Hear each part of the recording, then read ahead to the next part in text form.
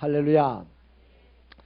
비가 많이 온다고 합니다. 여러분도 안전하기를 바라고요. 또 더욱 건강을 잘 유념하시기를 바랍니다. 좌우에 계신 분들과 앞뒤에 계신 분들 서로 축복하면서 인사하겠는데 손도 잡아주고 흔들어주고 그러면서 인사하겠습니다. 사랑합니다. 은혜의 의식을 가지고 살아갑시다.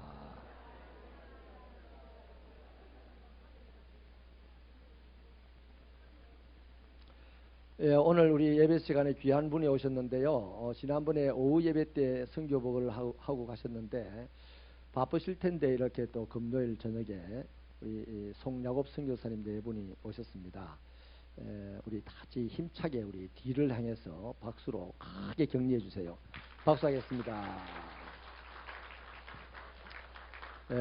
저는 오늘도 잠깐 우리 송 선교사님을 만났는데 이 송선교사님하고 대화를 하면요 신이 나고 제가 힘이 납니다. 어떤 사람들하고 대화를 나누고 나면 집에 갔을 때 축 어깨가 늘어질 때가 있는데 저분은 대화만 나누면 힘이 나요. 고맙습니다. 참 감사합니다. 아주 사지에서도 신나게, 이 신난다는 말은 성령이 춤춘다는 말입니다. 신나게 사역을 하는 두 분에게 하나님의 놀라운 역사가 있을 줄 믿습니다. 올해가 벌써 20년 차래요. 20년 차래요. 20년째. 아유 대단합니다. 원로 선교사님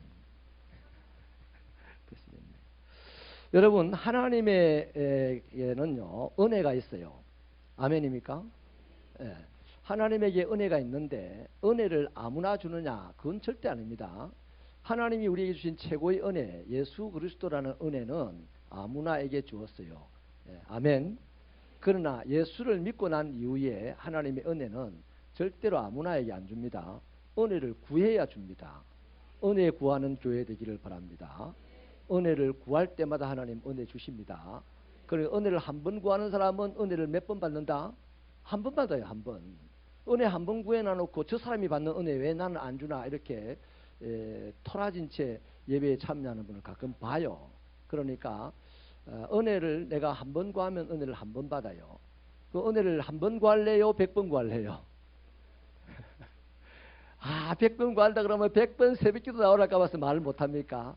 우리 연약함을 하나님은 아십니다. 좀 담대하게 면상을 그냥 뭐라 그래요? 그거 면상에 철판을 깔고 아멘. 은혜를 100번 받기를 원합니까? 1000번 받기를 원합니까? 그러면 1000번을 구해야 됩니다. 아멘. 우리 입 놔뒀다가 뭐 할 겁니까? 겨울에 추워서 마스크 쓸 겁니까? 이거는 은혜 구하라고 주신 입인 줄 믿으시면 아멘. 그 은혜 많이 구하시기를 바랍니다. 오늘 이 말씀 마치고도 기도할 때 다른 거 아닌데 그냥 은혜 하면 됩니다. 그게 기도입니까? 이러는데 기도예요. 하나님은 우리의 마음을 아세요. 아멘. 내가 니한테 왜 은혜를 줘야 되냐 이런 거 안 물어요. 진짜로 은혜를 구하면 하나님은 은혜를 줍니다. 근데 하나님이 은혜는 그라티아스고 영어로는 그레이스고 이렇게 해가면서 기도하면 하나님이 시끄럽다랍니다. 그냥 은혜 하면요 하나님이 그 마음을 보시고 줍니다. 그러니까 은혜 이러지 말고 큰 소리로 은혜 하십시다. 그래서 금요일은 능력 예배라 이름을 우리가 지었습니다. 능력. 아멘.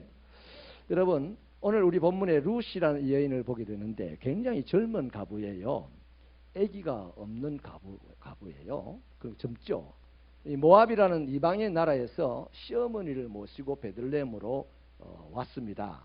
근데 그 시어머니도 역시 가부예요. 늙은 가부입니다. 아주 할머니예요.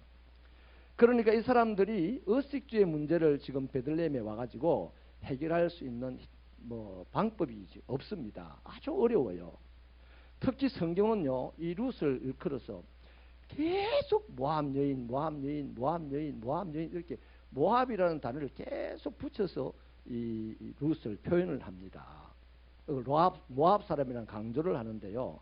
신명기 23장에 보면 모압 사람은 이스라엘의 총회에 결코 들일 수 없다 이렇게 못을 박아놨어요. 그러니까 그만큼 이스라엘 사람들은 모압 사람을 멸시하고 사람 종자가 아니라고 봤어요. 이 광야 때 보면 모압 사람들이 이스라엘 남자들 유혹해가지고 간음죄를 짓고 뭐 온갖 이 악한 일들이 많이 일어났습니다. 그래서 이 모압을 사람 취급을 안 했단 말이죠.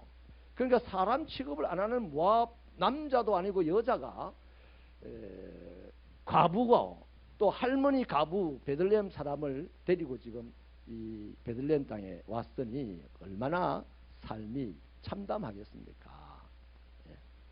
이러한 여인이 낯선 땅에서 시어머니를 모시고 산다는 것은 암담한 일입니다. 방법이 없어요. 본인이 할 수 있는 일이 하나도 없어요. 말은 통했을라나 모르겠습니다. 아무튼 뭐 말은 통했겠죠. 자, 이런 상황에서 룻이 살아야 됩니까? 죽어야 됩니까? 살아야 돼요. 나오미 살아야 됩니까? 죽어야 됩니까? 살아야죠. 그런데 안타깝게도 나오미는요, 엘리멜렉의 부인입니다. 그 이름 뜻은 기쁨입니다.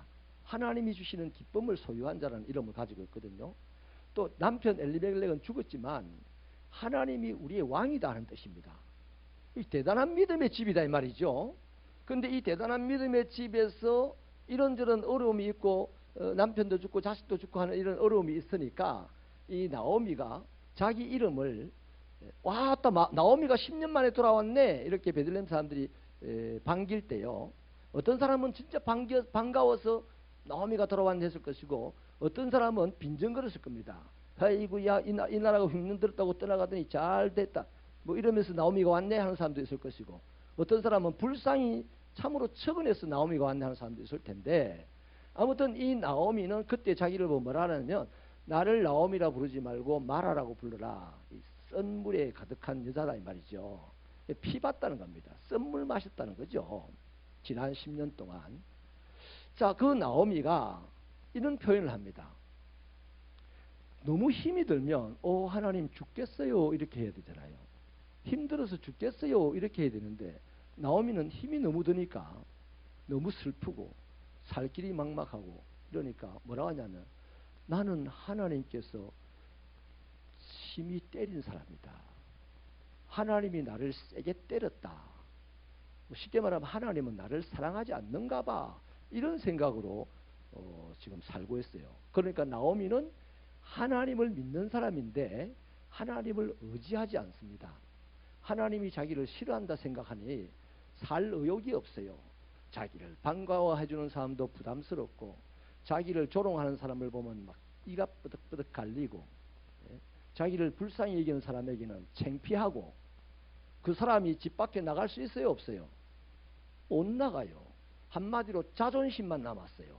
믿음은 다 떠나고 자존심만 남았으니 입을 뒤집어 쓰고 굶고 있다가 한 열흘 지나서 죽을 사람입니다. 내버려 두면. 실제로 지금 이 암담한 상황에서 살아내려고 움직여야 한다면 친척도 있고 아는 사람도 있는, 비록 늙었지만 나오미가 움직여야 돼. 근데 나오미는 움직이지를 않습니다. 그러니까 이미 하나님은 나를 사랑하지 않는다고 생각하는 사람이 살려고 애를 쓰겠어요? 포기한 겁니다, 인생을. 뭐 때가 되면 죽는 것밖에 없어요. 그런 인생 옆에 붙어 있다가는 큰일 나는 거라. 룻도 이제 큰일 났어요. 근데 놀랍게도요, 이 룻이 움직이기를 시작했어요. 룻이 어떻게 움직이냐면 2절을 같이 읽어보십시다. 2절 시작.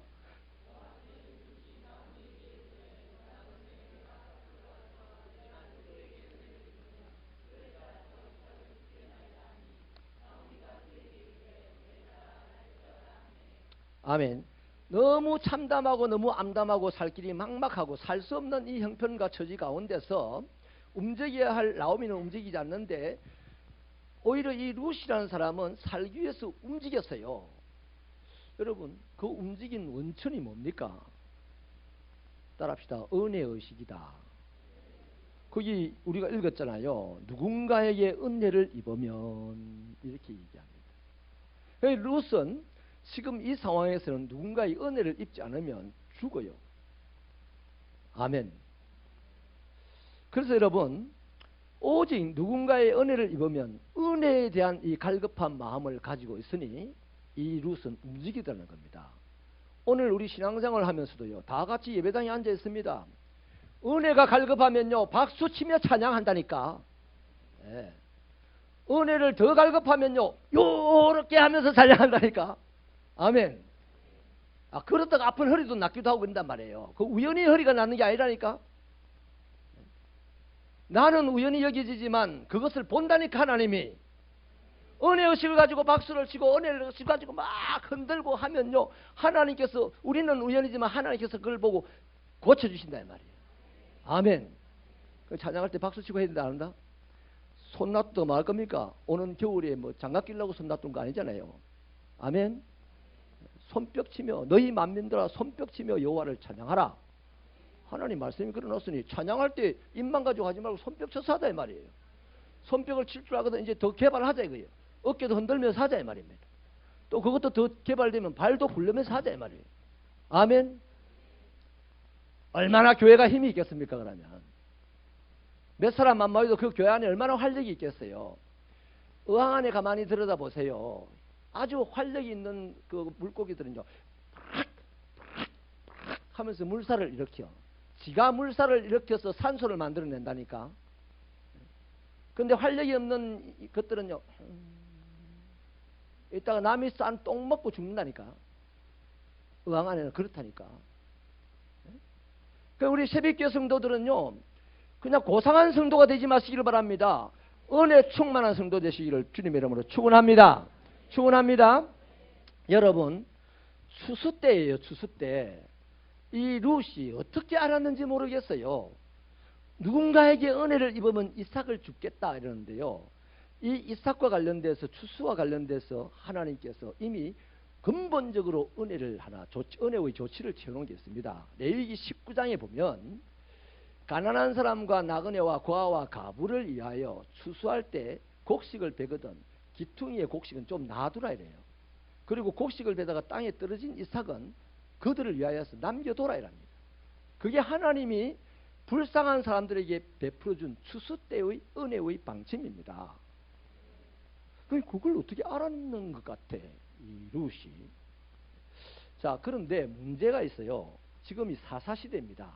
사사시대의 특징은 하나님을 마음에 두기 싫어하는 하나님의 백성들만 살고 있는 시대입니다. 그래서 그 시대에 왕이 없으므로 지 마음에 지 소견에 옳은 대로 행하던 시대, 하나님의 말씀대로 하나님의 규례대로 살지 않는 시대예요. 그러니까 은혜의 씨가 말라버린 시대입니다.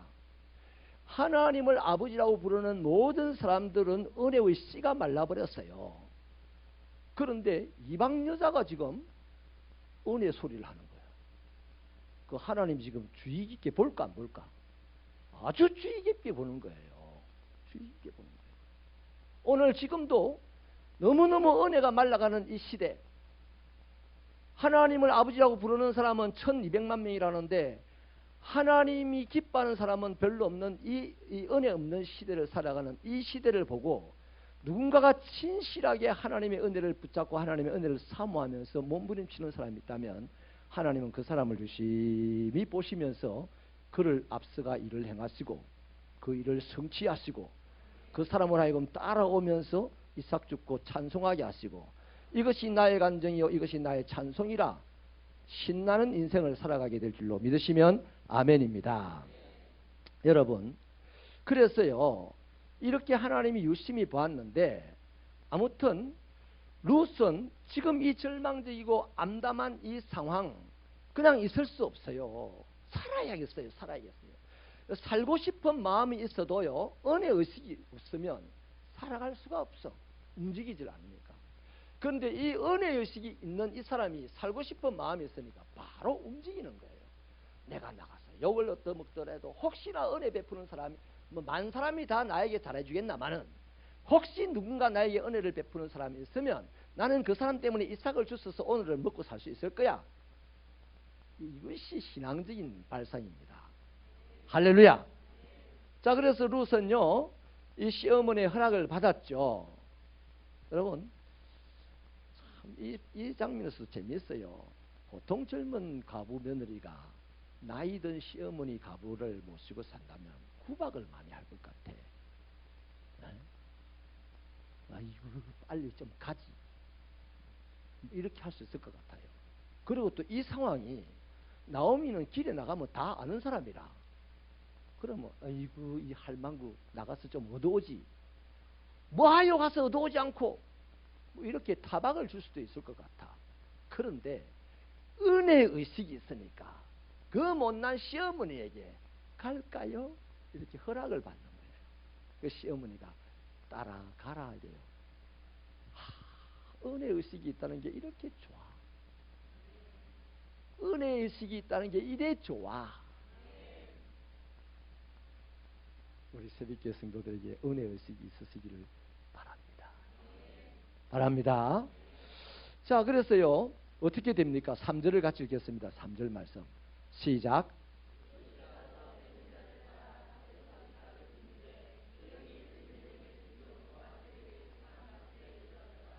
아멘.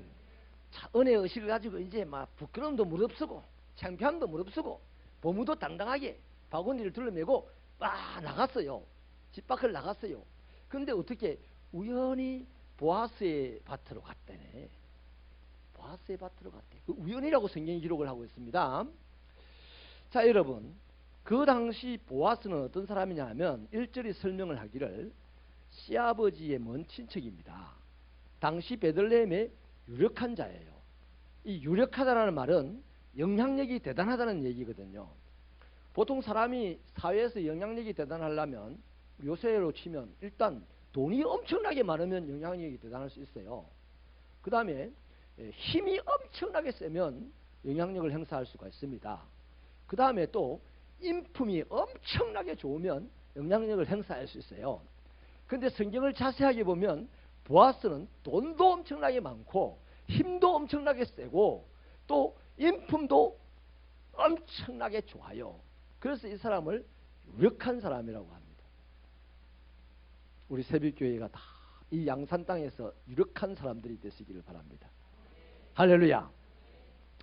자, 그래서 이렇게 유력한 사람, 이 사람의 밭으로 우연히 가게 됐다 이 말인데 과연 롯의 입장에서는 우연입니다. 보아스를 알기는 합니까? 모르잖아요. 우연인데 그러나 하나님이 은혜의식을 가지고 있는 사람을 은혜의식을 가지고 말하고 은혜의식을 가지고 활동하는 그 사람을 하나님이 유심히 보신다 안 보신다? 유심히 봅니다. 그래서 반드시 그 사람을 앞장서 가서 그의 길을 인도해 가는 거예요. 그러니까 이 사람은 은혜의식만 있지 하나님이 안 보이니까 자기에게는 우연한 일로 느껴진다는 거죠. 성경이 그렇게 기록을 하고 있습니다. 그런데 여러분 우연히 일어나는 이 일들이요 일반 사람들에게는 그냥 의미 없는 일입니다. 그리고 좀 시간이 지나면 잊혀져요. 그런데 은혜의식을 가지고 있는 사람에게 우연히 일어난 일은요 엄청난 의미가 되고 거대한 역사가 됩니다. 이야, 멋지지 않나요? 내가 나중에 훌륭한 사람으로 인생이 끝나게 되면 이런 말은 아마 책으로 나올 것 같아. 평범한 사람들에게 일어나는 우연한 일은 아무 의미가 없이 언젠가 잊혀지고 맙니다.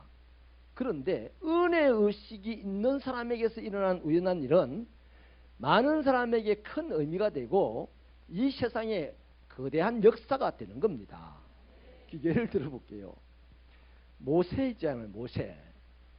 아주 은혜의식이 충만한 집안의 모세가 아들로 태어났는데 그 시대는 애굽의 바로왕이 남자애들은 다 죽여라 그랬어요. 그래서 이건 이제 애가 소리가 커지니까 들킬까 봐서 할 수 없어서 그 애 생명을 그냥 하나님께 맡기고 강물에 띄어버렸어요. 근데 하필 그때에 우연히 그 성경이 그렇게 기록합니다. 우연히 바로의 딸 공주가 그 강물에 목욕하러 나왔다가 또 내려오는 알을 주워가지고 지 아들 삼았더라. 할렐루야. 은혜의식이 충만한 모세의 아버지 엄마가 아들을 강물에 버렸는데 그러면 죽어야 돼? 살아야 돼? 죽어야 됩니다. 그런데 우연히 바로 공주가 나와가지고 그 아들을 건져가서 바로의 왕자가 되게 했단 말이에요. 그래서 모세는 훗날 인류사에 하나님의 구원의 역사에 거대한 역사를 일으키는 사람이 됐지 않습니까? 그러니까 은혜 의식을 갖고 살아가는 사람에게 일어나는 우연한 일은 반드시 큰 의미가 되고 거대한 역사가 일어나는 일이 된다. 잊지 마시기를 축원합니다. 예? 뭐 또 있어요. 많이 있어요. 그런 사람들이요. 성경에 보면요. 이 룻도요. 예, 다른 예를 한번 들어볼게요. 우연히 아합이라는 왕 있잖아요. 아합이라는 왕. 그 아합이라는 왕을 설명하면서 하나님의 노를 격발시켰다 그랬어요. 근데 하나님의 노를 격발시켰는데 이스라엘의 역사에서 엄청난 부강한 나라를 만들었던 사람입니다. 하나님의 노를 격발시켰는데 그럼 그 사람은 잘 살까 못 살까? 잘 살아야지. 부강한 나라가 됐으니까. 오래 살아야 될까 빨리 죽어야 될까? 오래 살겠죠. 부강한 나라 왕인데. 그런데 전쟁터에 나가가지고 이기겠다고 생각을 했어요. 그래서 이 유다의 왕하고 사돈을 맺어서 연합군을 만들어서 싸움을 나갑니다. 그런데 그때 자기는 절대 안 죽을 거라 생각하고 자기는 변장을 하고 요사밧 유다 왕을 보고 왕복을 딱 입고 나가라 그럽니다. 그러면 전쟁터에서 누가 죽어야 돼? 왕복을 입은 자가 화살에 맞아 죽어야 되잖아요. 이치상 그렇잖아요. 그런데 우연히 어떤 병사가 활을 쏘았는데 그 화살이 아합이 그 화살에 맞아 죽었어요. 무심코 쏜 화살에 맞아 죽었다 그러면 성경은 그 우연히 나온 화살에 맞아 죽었다 말이에요. 그래서요, 이 우연이라는 것은 하나님의 사람들에게는 우연이 아니에요. 하나님의 필연을 몰고 오는 것입니다. 할렐루야. 그래서 이 루스의 오늘 우연히 보아스의 밭으로 갔다는 것은 사람이 볼 때는 우연이지만 하나님은 루스를 이끌어 갔다는 겁니다. 뭘 보시고? 은혜의 의식을 보시고 그 죽을 수밖에 없고 불평할 수밖에 없고 막 시어머니 학대할 수밖에 없는 그 상황에서도 은혜의 의식을 갖고 있으니까 살려고 움직이더라고요. 교회 안에서도요, 이런 사람들이 하나님의 큰 종이 되어야 됩니다. 불평이 나고 엉망이 나고 시비나 걸고 막 똑똑하니까 그러는 거야. 교회 안에 똑똑한 사람이 필요하지 않습니다. 어떤 사람이 필요하냐? 은혜의식을 가진 사람이 필요한 거예요. 그 은혜의식을 가진 사람은요, 허물은 덮어주게 되고요, 구멍은 막히는 사람이 되고요, 지저분하면 청소하는 사람이 되고요, 이런 거예요. 은혜의식이 있으면. 은혜의식이 없으면 잘난 척하는 사람이 되어야 되니까 시비 걸고 불평하고 원망하고 싸우고 이렇게 되는 것이죠. 사랑하는 여러분, 이 룻이요, 은혜의식이 있어서 살기 위하여 움직였고 그렇게 할 때 하나님은 그에게 살 길을 열어주셨지 않습니까? 그렇습니다. 말씀을 정리할게요. 은혜의식이 있으면 어떤 악한 상황에서도 불평하지 않습니다. 어떤 힘든 상황에서도요, 좌절하지 않습니다. 은혜의식이 있으면 그 자리에서 벌떡 일어나서 살 길을 찾으려고 합니다. 뭐라고 하면서요? 주께서 나에게 은혜를 베푸시면 넘지 못할 강이 없고 건너지 못할 강이 없고 넘지 못할 산이 없다. 그래서 은혜 많이 받은 사람들은 태산을 넘어 험곡에 가도 빛 가운데로 걸어가면 이렇게 찬양을 하는 거예요. 고요한 바다로 가다가 찬송하게 되고요, 풍랑치는 바다를 갈 때는 더 빨리 가게 해주신다고 찬송하고요, 이래도 찬송하고 저래도 찬송하는 사람이 되는 거라. 그 사람에 의해서 교회는 아름다워지고 그 사람의 삶의 주변은 빛으로 가득하게 되는 걸 아니겠습니까? 그래서요, 은혜의식을 가지시기를 바랍니다. 또 한 가지 너무나 중요한 게 있는데, 은혜의식을 가지면 자기 삶의 현장에서 지금 그 순간에서 최선을 다합니다.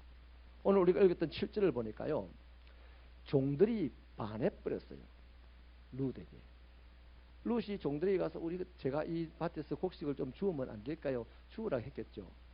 주우라고 했는데 얼마나 열심히 줬는지 밥 먹는 시간 잠깐 빼고는 아침부터 지금까지 저렇게 죽고 있어, 예, 주인님, 이런단 말이에요. 사환이. 그리고 열심히 하는 그걸 보고 종들도 반했어요. 할렐루야. 그 은혜의식이 있으면요, 악하고 힘들고 괴로운 상황 속에서 불평하거나 좌절하지 않는다. 최선을 다한다. 그 사람을 하나님은 도우신다. 그 사람은 반드시 그랄 땅의 이삭처럼 힘들고 괴롭고 가물었을 때 거부되는 역사가 있고 살 길이 열리는 줄 믿으시면 아멘입니다.